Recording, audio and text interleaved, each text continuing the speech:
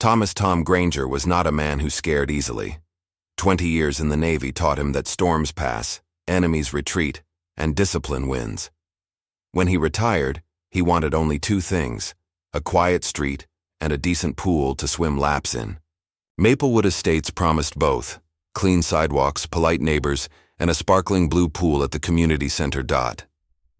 It was a Wednesday morning when trouble arrived.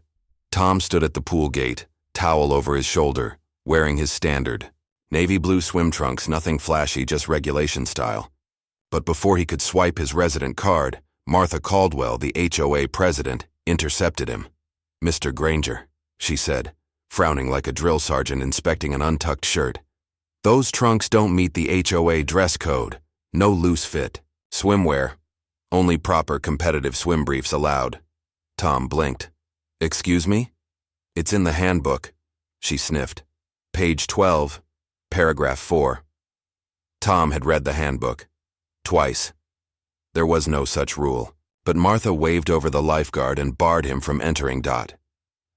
That evening, Tom pulled out the HOA bylaws like an officer studying a battle map. He highlighted sections, marked loopholes, and prepared a calm email requesting clarification. What he didn't realize was that this was no misunderstanding. This was Martha testing how far she could push, and Tom was about to push back harder.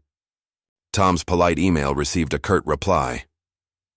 "The board reserves the right to amend pool attire guidelines at any time to maintain community standards."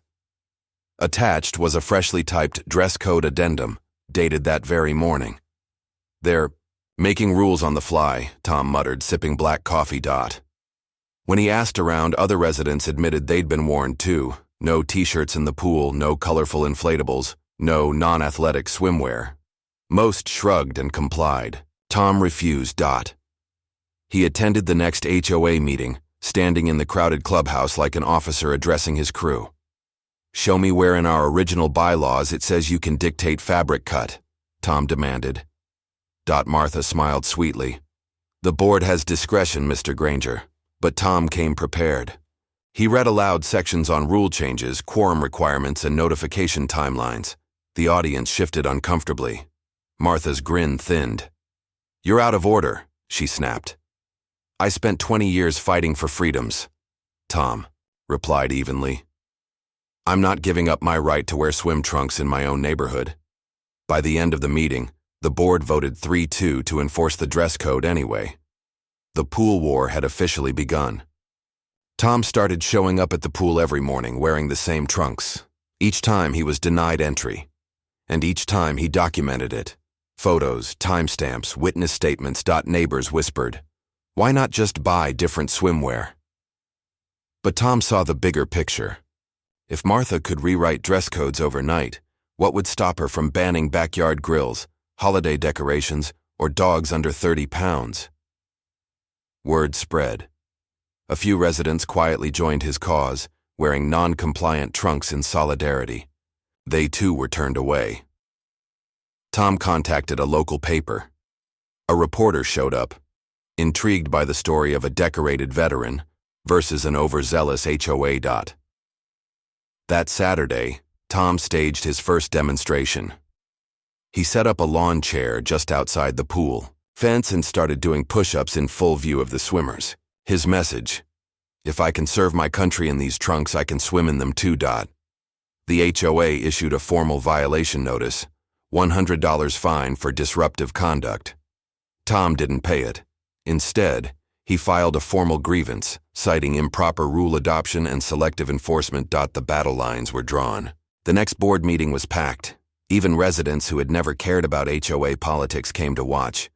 Tom brought copies of the original bylaws for everyone in the room. "This isn't about swimwear," Tom told them. "This is about power. If the board can ignore its own rules, we all lose." A few board members looked uneasy. Greg from Lot 14 whispered that Martha had been pushing for stricter controls on everything, from mailbox paint colors to hedge height. Tom realized she was using the pool dress code as a test case. Quietly, Tom began building alliances.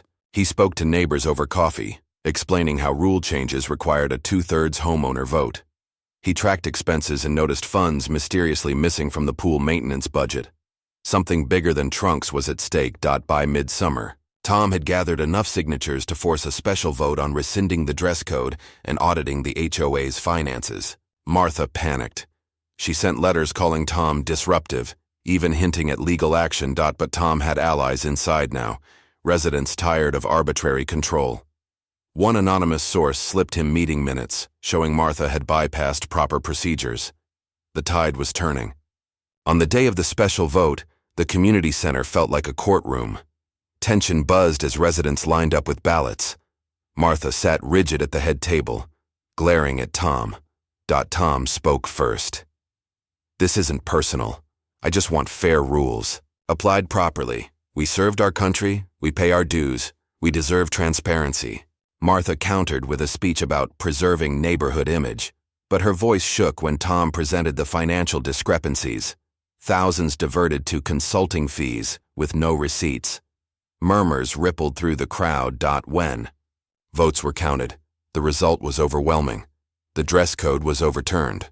An independent audit was approved. Neighbors cheered. Tom simply nodded, victory in hand, but battle scars earned. Martha stormed out, her control shattered. Weeks later, the audit confirmed what Tom suspected. Martha had been funneling HOA funds into pet projects, all under vague quality improvement labels. She resigned before formal charges were filed. The new board reinstated open meetings, transparent budgeting, and a simple common-sense pool policy. Wear appropriate swimwear, be respectful, enjoy your community. On a warm afternoon, Tom finally swam uninterrupted laps in his trusty navy trunks. Neighbors waved. Even kids who didn't understand the politics knew something important had happened. As Tom floated on his back, staring at the sky, he thought about battles big and small. Some were fought on distant seas, others on quiet suburban streets. But they all mattered. Tom didn't see himself as a hero, just a man who refused to let petty power go unchecked. The pool war was over, but Maplewood Estates was stronger because someone stood up.